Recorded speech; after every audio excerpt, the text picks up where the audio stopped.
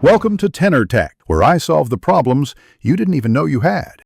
You start by confirming WSL2 and a lean distro because performance gains come from the kernel and footprint.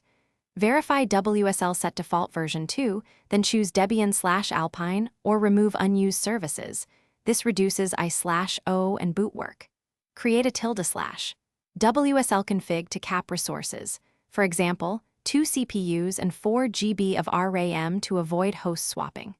Once done, shut down WSL with WSL shutdown so settings apply, and make sure to back up any modified config files before proceeding. Now focus on storage and I/O because this is the common bottleneck. Move active code and build artifacts into the WSL file system, /home or the distro root, so you avoid slow cross-OS file access.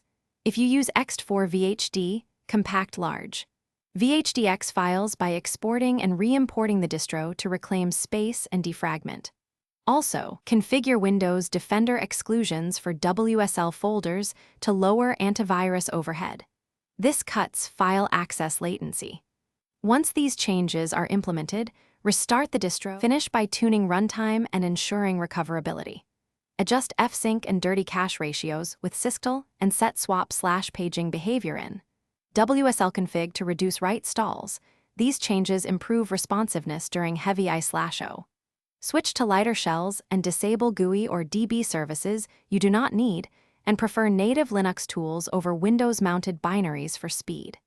If something breaks, restore from the export backup. Verify WSL status for mismatched versions, and make sure your VHDs are not mounted elsewhere so you can quickly recover and iterate.